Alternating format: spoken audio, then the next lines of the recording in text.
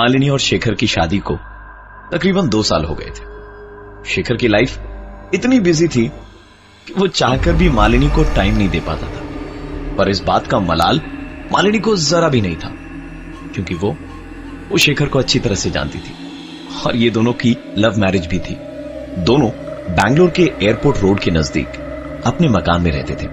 रोज की तरह लंच खत्म करके शेखर ने मालिनी को फोन किया।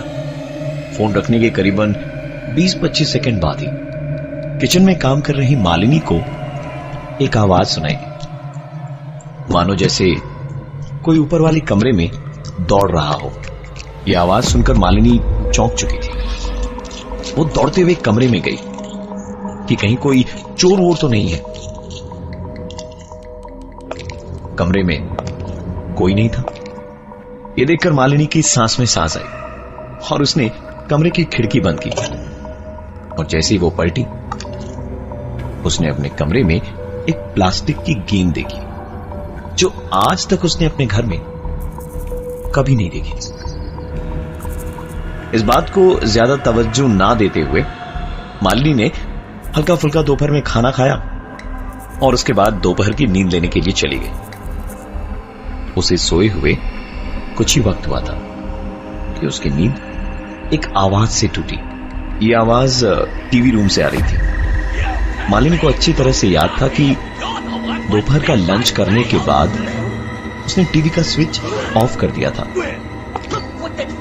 दोपहर की आधी नींद से वो उठी, सीढ़ियों के रास्ते जब वो टीवी रूम की ओर जा रही तो यही सोचती जा रही थी टीवी ऑन हुआ तो कैसे, क्योंकि उसने तो टीवी बंद किया था। टीवी का वॉल्यूम देखा तो पूरा फुल था। जैसे ही उसने टीवी का स्विच दबाकर उसे बंद करने के लिए अपने हाथ आगे बढ़ाए कि उसके कानों में एक आवाज टकराई, टीवी चलने दो, बंद मत करो। डरी हुई मालिनी घर के बाहर भागी और सीधा उसने शेखर को फोन लगाया। शेखर सारा काम धाम छोड़कर भागा भागा घर आया और डरी हुई सी मालिनी को अपने साथ घर के अंदर ले गया। घर के अंदर सब नॉर्मल था। उसने मालिनी को कहा, तुम बेकार में डर रही थी। तुम अगर मुझ जैसे भूत को हैंडल कर सकती हो तो फिर उससे डरने की क्या जरूरत जो तुम्हें दिखाई ही नहीं दे रहा। देर रात तक बातें करने के बाद शेखर और मालिनी सोने चले गए। रात करीबन 3 बजे मालिनी की नींद एक आवाज से टूटी। आवाज सुनकर ऐसा लग रहा था मानो कोई उनके दरवाजे पे प्लास्टिक की बॉल मार मार कर खेल रहा हो। मालिनी ने शेखर को नींद से उठाया और कहा, क्या तुम आवाज सुन पा रहे हो? रात 3 बजे मालिनी के मुंह से ऐसी बातें सुनकर थोड़ा झल्लाते हुए शेखर ने कहा, मालिनी बस करो यार, बहुत हो गया। मैंने पहले ही कहा तुमसे कि भूत भूत कुछ नहीं होते हैं। तुम सो जाओ, तुम्हें नींद की जरूरत है। मालिनी सोने की कोशिश करने लगी और साथ ही शेखर भी। सुबह 6 बजे शेखर की नींद टूटी क्योंकि उसे प्यास लगी थी। सीढ़ियों से होता हुआ शेखर फ्रिज के पास गया। फ्रिज से पानी की बोतल निकालकर वो पानी पी ही रहा था कि इस बार शेखर ने एक आवाज सुनी। फ्रिज की लाइट की रोशनी में उसने देखा कि प्लास्टिक की एक बॉल उसके पांव के पास पड़ी है। शेखर ने वो बॉल उठाई और दाएं बाएं देख रहा था कि तभी उसके कानों में एक आवाज आई,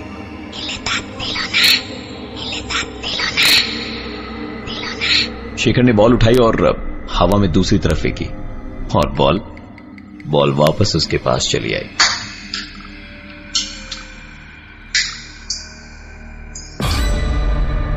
थोड़ी देर बाद मालिनी बेडरूम से बाहर आई और बोली, शेखर ये क्या कर रहे हो? हड़बड़ाता हुआ शेखर बोला, कुछ नहीं, तुम तैयार हो जाओ, डॉक्टर के पास चलना है ना चेकअप कराने के लिए। मालिनी तैयार होने चली गई और शेखर ने घड़ी की तरफ देखा तो घड़ी में इस वक्त 7 बजे थे। मतलब पिछले 1 घंटे से यही चल रहा था।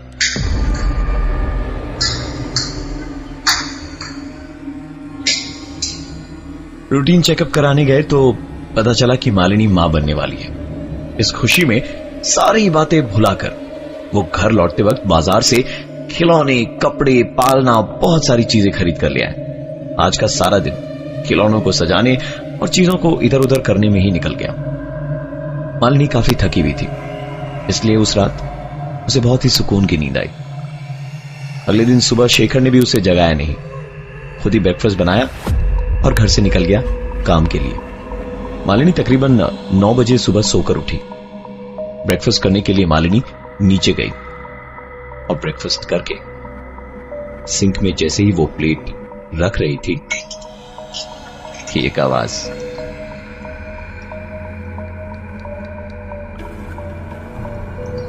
मालिनी ने उस खिलौने को उठाया और उसकी चाबी बंद कर ली। खिलौने को किनारे रखकर मालिनी ने ऊपर वाले कमरे में जाने के लिए जैसे ही पहली सीढ़ी पर कदम रखा, ऊपर से एक बॉल गिरते हुए नीचे आया।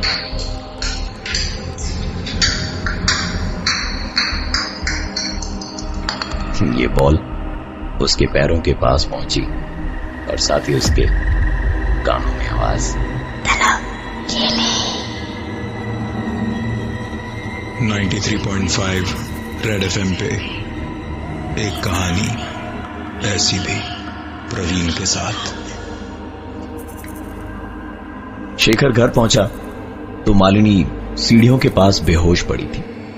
उसकी लाख कोशिशों के बाद भी जब मालिनी को होश नहीं आया तो शेखर ने उसे उठाया और कमरे के अंदर चला गया। शेखर उसे जगाने की कोशिश कर ही रहा था कि अचानक शेखर की हालत खिसियानी बिल्ली खंभा नोचे जैसी थी। ना ही गुस्सा कर पा रहा था और ना ही अपने गुस्से को रोक पा रहा था। उसने गेंद उठाई और सीधा खिड़की से बाहर फेंक दिया। गेंद बाहर फेंकते ही मालिनी को धीरे धीरे होश आने लगा था। होश में आ चुकी मालिनी के लिए पानी लेने शेखर नीचे गया। पानी लेकर शेखर ऊपर जा ही रहा था कि पलटकर जोर से चीखा, नहीं खेल सकता, नहीं खेल सकता, नहीं खेल सकता, नहीं खेल सकता। मैं तुम्हारे साथ बचपन से कहते कहते परेशान हो गया। क्यों मेरा पीछा नहीं छोड़ते? मुझे छोड़ दो। सुबह शाम रात कभी तो मुझे अकेला छोड़ो, कभी तो मुझे अकेला छोड़ो। चीख पुकार सुनकर मालिनी दौड़ी दौड़ी बाहर आई और शेखर से उसके चिल्लाने का कारण पूछते हुए सीढ़ियों से उतर ही रही थी कि न जाने कैसे कैसे उसके कदम फिसले और मालिनी की आंख खुली तो वो अस्पताल में थी। सामने था एक बुरा सच कि मालिनी के मां बनने का सपना टूट चुका था। मालिनी को अपने सारे सवालों के जवाब मिल गए थे कि क्यों और किस पर शेखर उस दिन चिल्लाकर कह रहा था, नहीं खेल सकता, नहीं खेल सकता, नहीं खेल सकता। मैं तुम्हारे साथ बचपन से कहते कहते परेशान हो गया। क्यों मेरा पीछा नहीं छोड़ते? मुझे छोड़ दो। सुबह शाम रात कभी तो मुझे अकेला छोड़ो। दरअसल शेखर का एक छोटा भाई भी था जिसकी मौत तब हुई जब वो सिर्फ 3 साल का था। प्लास्टिक की गेंद से खेलते खेलते उसके पैर छत पे फिसले और वो सीधा नीचे जा गिरा। शेखर को उसका ये भाई बहुत दिनों तक दिखाई दिया। शेखर ने इसका जिक्र अपने घर वालों से, अपने दोस्तों से किया तो लोग उसे इसका पागलपन या वहम कहते और कई बार तो डॉक्टर्स भी दिखाया, लेकिन शेखर की इस परेशानी का हल उसे नहीं मिला। आगे चलकर शेखर इन सब चीजों का आदी हो गया और क्योंकि शेखर के उस छोटे भाई ने कभी भी शेखर को नुकसान नहीं पहुंचाया था, इसलिए उसने इसका जिक्र लोगों के सामने करना बंद कर दिया। यह बात शेखर ने मालिनी को भी बता रखी थी और शेखर का वो छोटा भाई इस तरह से वापस आएगा उनकी जिंदगी में, ये उन्हें नहीं मालूम था तब जब मालिनी की कोख में एक नई जिंदगी थी। आज इस बात को करीबन 2 साल हो चुके हैं। मालिनी और शेखर की एक बेटी भी है, लेकिन आज भी मालिनी अस्पताल से डिस्चार्ज होने के बाद उस पुराने घर में बिताए गए आखिरी एक हफ्ते को भुला नहीं पाई है। उस घर में बिताए आखिरी एक हफ्ते की सिर्फ एक ही बात मालिनी को आज तक याद है, और वो थी भाभी, ओ भाभी, इस घर में सबसे छोटा मैं हूँ, मुझसे छोटा कोई